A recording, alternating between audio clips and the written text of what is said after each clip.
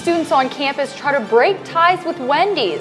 We'll tell you why they don't want this fast food chain on campus. And we have an exclusive interview with the new Spirit Squad head coach as he begins his first week at Ohio State. Plus, we'll tell you why Buckeye fans may get more night games this year. All that and more coming up right now.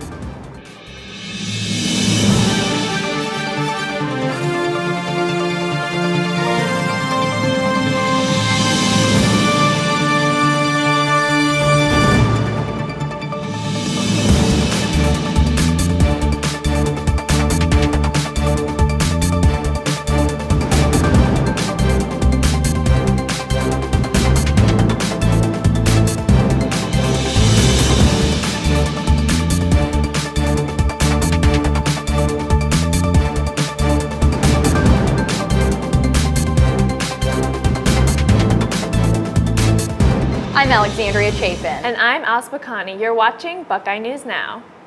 We're bringing you another update in the mumps outbreak. The outbreak has continued to grow, and there's recently a new confirmed case of mumps at Ohio State's Newark campus. The number of mumps cases in Central Ohio is now 225, as reported by state officials this week. 132 of these cases are linked to Ohio State. Students held a Boot the Braids rally on campus this week to protest Ohio State's business with the Wendy's fast food chain. Led by the Ohio State Student and Farm Worker Alliance, the rally protested Wendy's resistance to join the Fair Food Program, which supports farm workers. The group gathered in front of the Thompson Library to march down to the Wendy's in the Wexner Medical Center. So our university has a Wendy's in the Wexner Medical Center, which is a contract between the university, the medical center, and Wendy's, and we do not want that on our campus because we do not want to have this company to support on our campus that has blatantly refused to stand for farm worker justice. He's got spirit, yes he does, and he's bringing it to Ohio State. Ariana Bernard got all fired up to bring you this next story. Ohio State is adding more spirit to its cheer squad by welcoming a new head coach, and he's a former Buckeye. Ben Schreiber, the former head cheerleading coach at the University of Delaware, has replaced interim coach Steve Chorba, who took over for the former head coach Lene Buckman. Buckman was let go for cause following a sexual harassment investigation involving her assistant coaches and athletes. Ben cheered for the Buckeyes from 2004 to 2007 and is happy to return to his alma mater. It just feels so good to be kind of back home, so close to family and friends.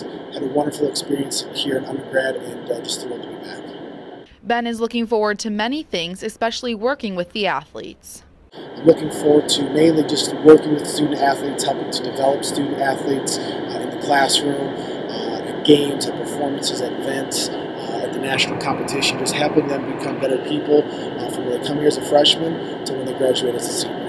When it comes to national competitions, Ben is no newcomer. He led the University of Delaware to the 2014 UCA Division I Large Co-Ed National Championship and helped them receive second place from 2010 to 2013. Ben plans to use his experience coaching at the University of Delaware throughout his time at Ohio State. I kind of plan to implement a lot of the same things I've learned and developed at Delaware here at Ohio State. Again, just working with the student athletes, kind of getting to know them on a one-on-one basis, working on not only their skills in cheerleading, but working on their total life skills. I think when you have that correlation between athletics, academics, it's going to be successful. Reporting for Buckeye TV, I'm Ariana Bernard. The Block Party's Chit Show and Woodfest took place over the weekend. This was part 2 of Chit Show, which was again a tame version. According to the Facebook page, over 1,000 people said they were going. Members of Columbus Police on the scene said they were stationed to act in case things got out of hand. We've also seen the street go from being very calm to absolutely packed inside of an hour's time, and been involved in that personally many years.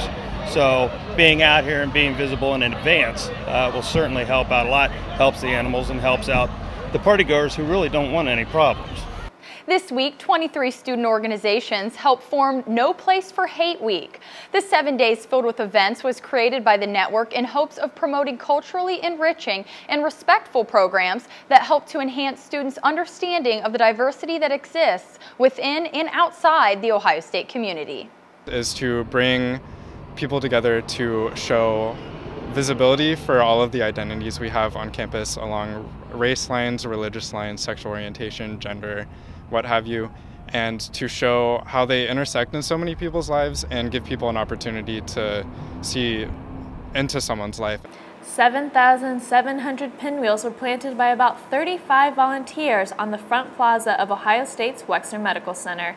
Each pinwheel represents an organ or tissues transplant performed at the medical center. The pinwheels will remain in place for the remainder of April, and the public is invited to sponsor a pinwheel, which will help fund research at Ohio State's Comprehensive Transplant Center. Every donor can lead up to 8 or 9 people getting life-saving or life-enhancing organ transplants. So in the United States, about 12,000 donors happen each year. We are joined now by our Buckeye TV meteorologist, Mackenzie Bart. Mackenzie, we thought spring was finally here until it started snowing on Tuesday. Are there any more surprises coming our way?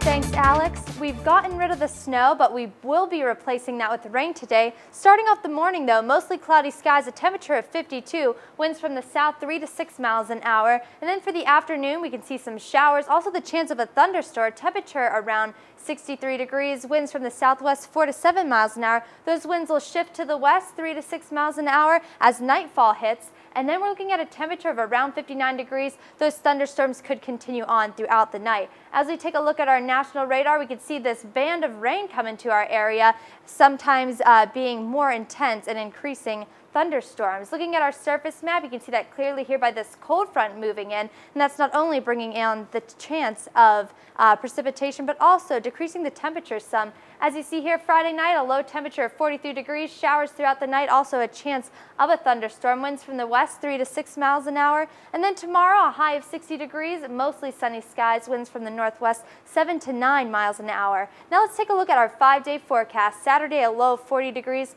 Sunday, high of 64, low of 50, mostly sunny skies. Then on Monday, we could see the chance again for some showers and thunderstorms, a high of 66, low of 46. On Tuesday, mostly cloudy skies, high of 65, low of 49, increasing the temperature some for Wednesday, a high of 67 and a low of 45 under mostly sunny skies.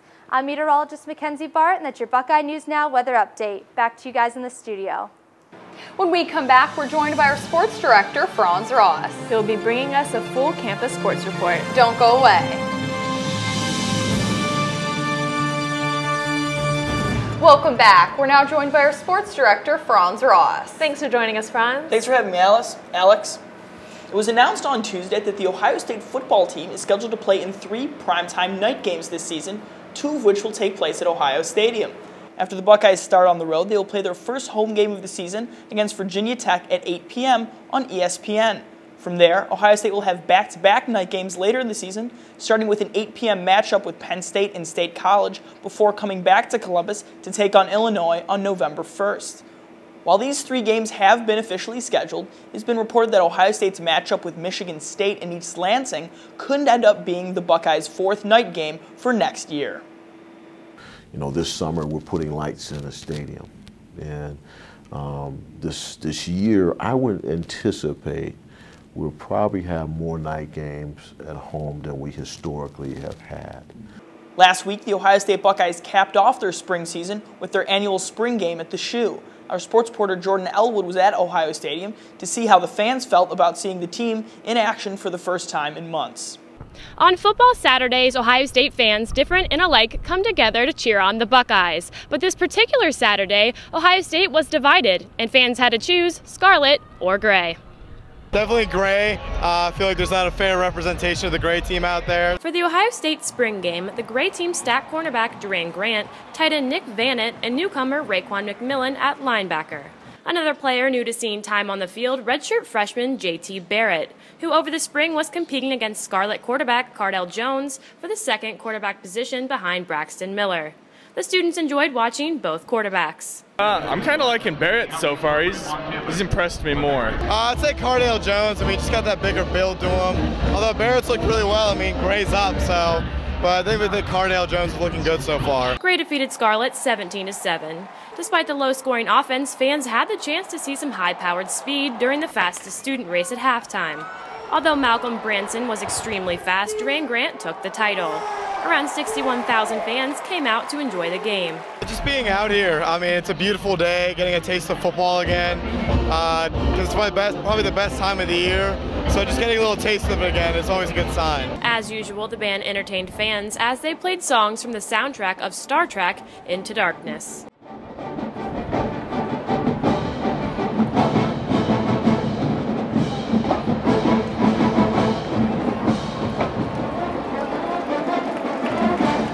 The spring game gave the fans a preview of what's to come in the fall. The fans have hopes of what they might see. Looking forward to Braxton doing better. Also looking forward to Dontre sort of coming out now that Carlos is gone. Ohio State will return for their home opener to take on Virginia Tech on September 6th.